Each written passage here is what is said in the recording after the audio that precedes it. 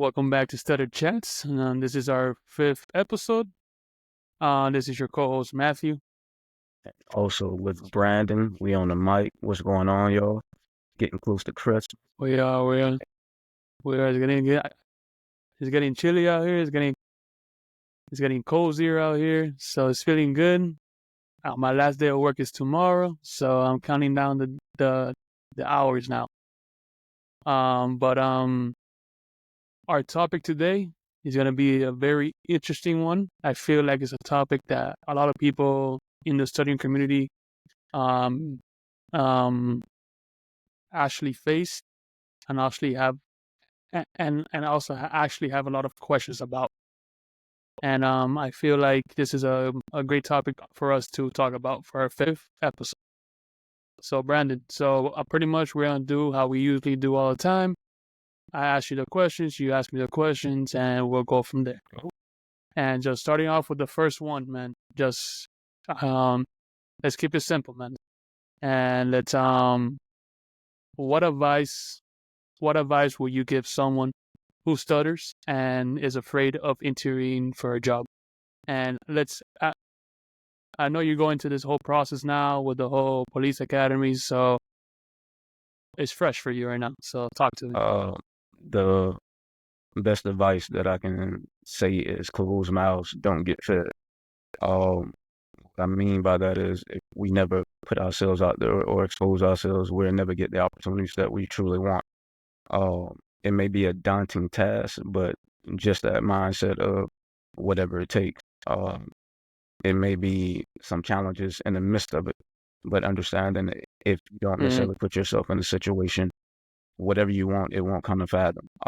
Just a little bit of background about that. Educate yourself on the job that you want. Like research it, because if you go in there not knowing, you tend to necessarily stumble. I know I tend to stumble a little bit more, but if I'm educated on that job and I have different points that I know of, it helps with my thoughts. So educating yourself about that job really helps, and just the mindset of whatever I want, I'm gonna go necessarily and go for it. Even if it may happen, I got an interview for that same job 2, 3, 4 times. I was working for the park, and I was a manager applying to be a manager. I must apply for that job 3, 4 times, and finally, when I got my master's, I interviewed again, and it came open. The opportunity came open. So whatever you want, go for it. Because remember, if you don't open your mouth, that opportunity won't open up for you. I'm gonna ask you, man, what advice do you have for people who stutter and are afraid of interviewing for jobs, or might be afraid of interviewing for jobs? Yes, so I do have I do have some key points. I have like 5 key points that I really want to emphasize a lot. Is one of them is practice beforehand. Practice beforehand. I think that's the best way to do it. As people say, practice makes perfect. And just being someone who's always had to practice to be where he's at in sports, in life. I feel that's a good way to do it, by doing mock interviews with friends, family, or any sort of person you feel comfortable with. The second point is focus on your skills. Focus on your skills and emphasize those skills. What are you good at? What are your qualifications and abilities that make you most who you are, but not your fluency? Like, as we said earlier in our old podcast with Captain Paraki, it's not about being fluent. It's about getting the point across and being able to communicate. Another thing I will also another point is be upfront with it. If you're comfortable, acknowledgement, and everybody who's interviewing you knows that you stutter, it's gonna give you the comfort of them understanding that you do have a stutter. Also pace yourself. You're not where you at for no reason. All the stuff you've been working on, all that stuff you've been working yourself up to, there's a reason why person called you for that interview. There's a reason why you're there. They see the skills Now you just got to be comfortable with it and be upfront with it and be true to yourself. So that's a couple of just like general knowledge or just my pre-game before I do any sorts of interviews. Just listen, those are some excellent points. I'm shaking my head, and like those are some awesome points to definitely take with you. I mean, anybody can use them, but more so people as we stutter. I mean, they can help us be calm in the interview and not flustered. Question for you. So, point number 2, around the same necessarily. So, what do you do in order to prepare for like interviews, like specifically you when it comes to you? Say, for instance, you're going through the process right now. What are things specifically that you do? Yeah, so pretty much I'll just do my research. Your research is key here. You gotta understand what you're applying for. You gotta understand what the job calls for. So do your research and research the company who you're applying for. Just knowing the company's culture and the role helps reduce any sort of anxiety. Anxiety does, if you do have anxiety, it does amplify it, it does bring out your stuttering more. Also, prepare your key talking points. Just have a mental outline of have a mental outline of what you want to talk about and keep on and stay on that track. And also just plan how are you gonna go about it. I feel that the best way is just to be upfront with it and tell them, look, I have a stuttering. I have had my obstacles in my life, but it has defined me to the person I am today. And just having that mindset, I feel people that interview you will understand, wow, he has gone through so much. Look at where he's at. And like, I want a person who's committed, who works hard, who gets better, and someone that's gone through all these obstacles in my team. So I feel like that's how I prepare myself for any sort of interviews. But just I just want to turn that back to you. How was it when you had to interview for the police academy, and how was that? How did you prep yourself? So pretty much for the police academy, it's an interesting process because it's more so like a background investigation more so than interviewing. So when I was a civilian in my civilian position, I researched exactly what I was gonna do. I went over some questions, but as well as I kind of talked to a few people. If you know people in the organization, it's kind of easy, so you can get a feel for it. Hey, what are they going to what are they going to ask for? What necessarily does this job really entail? So that kind of puts you at ease. And then as well, like just going over those questions because we know practice. We getting reps in. The more reps you get in, the better. And like you say, it helps you a lot prepare for that. And then, like you say, being able to tell the people as you go in, it kind of went into that third question of how do you explain or have you ever had to explain stuttering challenges to colleagues? And I'm going to ask you, what did you do? So now you're in an interview. Now you got the interview. Say, for instance, necessarily when it came to that conversation, how did you do that? How did you prepare for that? So pretty much, I just kept it brief, kept it honestly. I educated them if they needed to be, if they didn't know exactly how studying works. No one really knows what the main cause of it. It's just, I think for us being stutterers, I think our goal is to be advocate about it and spread awareness. And I feel us like, even though if we do not get that job, not because we stutter, maybe you're not qualified enough, or someone just did better in general. What you did of giving them that information of you stuttering, now that next person that does have a stutter, that has that interview, I feel that person, whoever is interviewing that person is gonna, oh man, I already had a person that interviewed that stuttered before. So now it's like, okay, now I know what stuttering is, and just and just educating them. And now just being more educated and just just advocating for yourself and spreading awareness. I think that's the best way needed to explain stuttering to your colleagues or to your managers. And that's how I approach it. I let them know this is who I am. I stutter. And if you do need some sort of background about it, I'm happy to tell you more about it. And just be confident about it. And I'm gonna turn that question back to you. How was it? I know we talked before about you being in the police academy. I know a lot of times they call you to go speak up.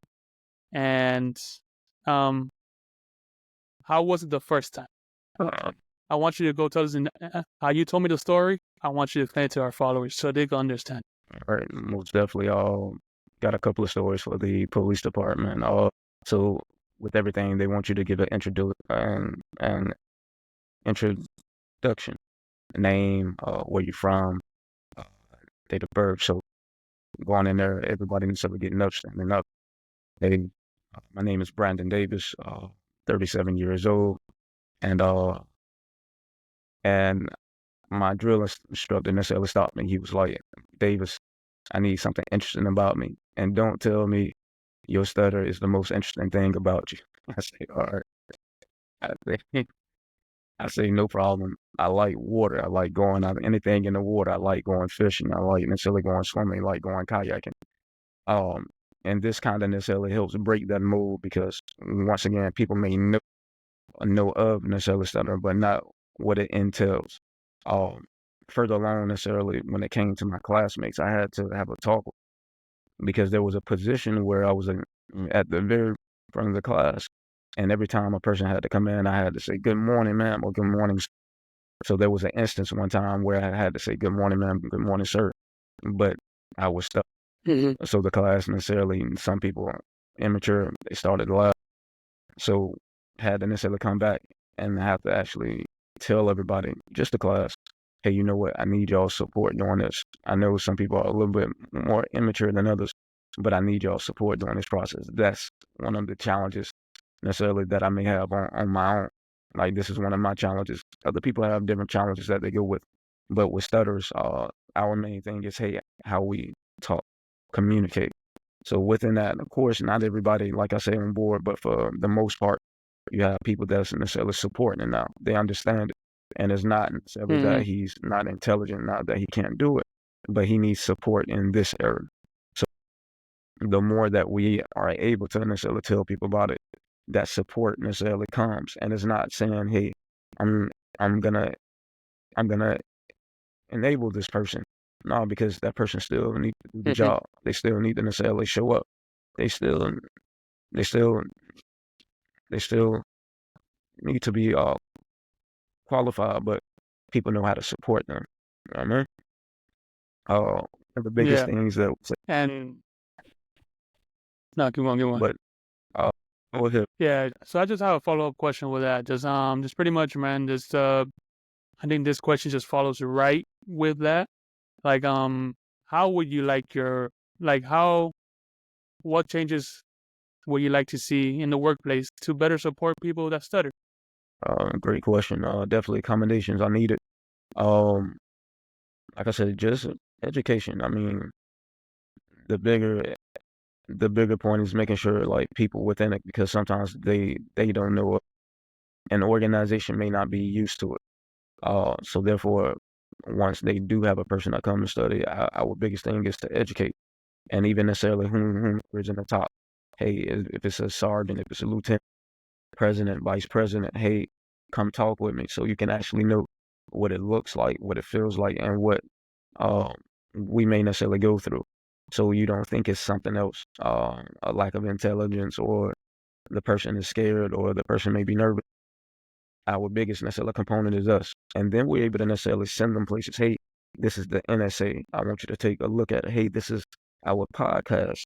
Hey, Stutter Chats, and send them there. So now they can be more. That's the point. That's the point. Now they get more informed about necessarily what it is, so they know how to necessarily better yet support us, accommodate us. Like I say, once again, it's not to enable us, it's to necessarily support us because we bring a perspective that nobody else has. You know what I mean? And that's what necessarily companies need, diversity. You know what I mean? Different perspectives. All right. Yeah. I'm going to necessarily kick that at you. What changes in a workplace do you think can be made to support people that stuck? Yeah. So, bro. So honestly, man, I recently had a work at my job. We had a retreat recently a couple weeks ago, and in my job we usually work with students. We usually work with students from different countries that come into the USA that do want to learn English. I want to learn a new skill, but our majority of our students are Spanish speaking. But in this retreat that we had recently, they asked us, who wants to give us who wants to give us an example of a student that we should focus on. And I was like, oh, I raised my hand. This is my time to shine. This is my time to speak up for us. This is my time. I felt confident enough, and I was like, look, I know a lot of the students that we do get, it's a lot of Spanish speakers from different countries, but one thing I do really want to focus on is, in general, students with some sort of disabilities. And of course, with me being a stutterer, I want to focus on stuttering. But just in general, any student that has some sort of disability, I feel like the workplace, our workplace, before even getting hired, or if you're already hired, should have workshops. Workshop, not a very detailed workshop, but just a workshop that pretty much tells you what to look out for. If someone stutters, if somebody's blind, if somebody can't, somebody's deaf, just to have some sort of awareness on what to catch on. Like, if you see a student in your class not talking much, he might be shy, but also, like, someone like me, I'm someone that's who likes to talk, but also there's points where I'm like, oh man, I don't want to get stuck. But maybe just being more open about it and just creating training sessions to educate the employees about stuttering. Maybe just encourage patience and understanding in conversations that you have that he might get stuck. He knows what he's saying, but he might get stuck. And just being supportive. And I cannot lie. I have at my workplace now. I have had great support. I have never had any sorts of I don't have any sort of negative feedback. I feel that my voice is heard there at work. I feel like everyone does have some sort of care for it, and they actually are very supportive about it, and they actually want to learn about it. And just going with that, in the retreat, my dean of where I work at, he told me, Matt, I've seen your podcast. Oh crap, it's amazing. That's awesome. He was like, hey, I would like to tell everybody about it. Yeah, he told me, yeah, definitely tell everybody about it. And then he told everybody. Everybody was encouraged. Everybody actually wanted to learn more about it. People are now following us because of that. We spread more awareness for that. And man, I just since the first day we've done this podcast, man, it's been a blessing. And I'm so glad that we're both doing this for ourselves and also for everybody else that who is shy, who is scared to speak up. And man, and just to finish up our last question for today. Hey, Matt, I want to add to that.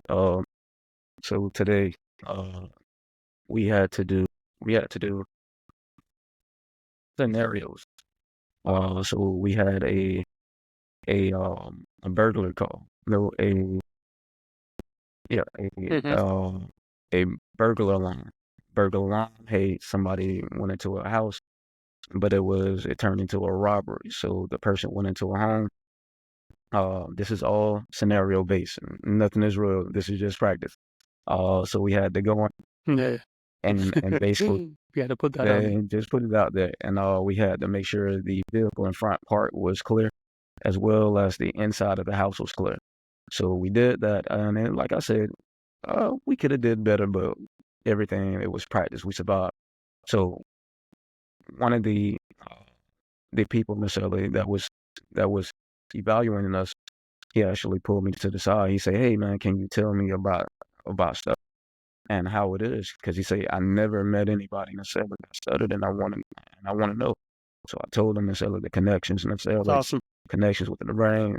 When you speak, sometimes it doesn't connect. Sometimes when it's new people, new areas, new places, whatever it may be. So that tension necessarily comes up, or also when it's stress. So he took that time out to necessarily come in, like I said, not offensive, not anything that was weird, but he actually took that time to. I never met anybody necessarily that stubborn. Uh, that stutter. You know what I mean? Can you necessarily explain it? So, like I say, those type of things is what necessarily we work towards. You know what I mean? And a big old feel and a bravado feel, a feel full of like sometimes pride and ego. Somebody necessarily humbled themselves and came to ask, "Hey, can you educate me about it?" And like I said, that's what it's about. Like I mean, being able to educate people, but then also people see our character. You know what I mean? We good dude. Mhm. So Brandon and Scylla, when it comes upon that, they feel comfortable coming to us because our character show more than anything. It shows more than that stutter. So I think more than anything, it's like, yeah, just be open. It's awesome, bro. Look at that. Yeah, just be open just today. So, Good, man. hey, people have found out in the last 2 weeks, it's like everybody knew, hey, Davis stutters, but Davis is going to get the job done. You know what I mean? So, uh, Hell yeah, you are, bro. yeah, Hell yeah, yeah. Bro, just now, just man, just I know you're going into a new career. I know you graduate. I know your graduation is coming up soon in January. So I'm props to that. But man, just like being a policeman, man, it's tough. It's tough. You gotta talk a lot. And someone that stutters might be afraid to do that. And you, man, are a role model to many and an encouragement to a lot of people that who are afraid. So just I want to put the spotlight on you, man, and give you props for that. appreciate it, bro. Appreciate it, bro. But let's, man, just let's what has stuttering ever influenced your career choices and goals? If so, how? Most definitely. I went to FIU 4 or 5 years for criminal justice, 3 years for public administration. I always wanted to be a lawyer, but once again, public speaking is a big part of being a lawyer. So granted, I say dang it, I spent 8 years in getting a master's when I could have spent 8 years on getting my my Juris Doctorate. I took the police job necessarily right now in the meantime, but I do want to learn as much as I can about legal within the police department, and let's say hopefully in the future that translate over to law because now understanding I'm comfortable with me. Comfortable with my speech as well as confident and just the mindset of hey, if you're gonna do something, do it. Especially if you have an interest in it or passion in it. It did impact me when it necessarily came to that because I kind of strayed away from it. Kind of went the easier route, but everything happens for a reason. Um, so it impacted me when it came to there. But like I said, I'm glad I am where I'm at now. Going to necessarily learn a whole lot, and then eventually in the future, if that's the way God leads me, definitely I'll be prepared for it. I'm ask you the same thing. Sure. Has stutter influenced your career choice or go? Man, at first when I was younger, when I was 18, 19, I was not as confident as I was today. And of course, I've always, I always had thought in my mind, oh, I could be a policeman, I could be doing this, I could be doing that. But it involves a lot of thought. And yeah, I could say it does influence me when I was younger. But now, where I'm at, I know what skills I bring, know what I know what skills I bring to the table, and just funny thing now, where I'm at now, I'm pretty much talking to a bunch of students throughout the day, so I'm talking consistently, and I'm talking in Spanish and English, so I got my days where I'm better at Spanish than I'm English, and some days I'm better in English than Spanish. That's the funniest thing. Where I'm at now, I'm talking consistently to students. But yeah, man, I think it did play a part when I was younger. I did. I believe it did. But now I enjoy the path I'm going through in life, and I'm ready to take any sorts of responsibilities, any new things that come to my life, whatever I need to talk 100% of the day. I need to talk it. I'll talk it now. But before, when I was younger, I didn't have that mindset, but now I do, and it's led to a lot of resilience. It's led for a lot of resilience growing up, and maybe to the person I am today. I just want to pretty much end it off here. Pretty much, man. This is our 5th episode together, man. Many more to come.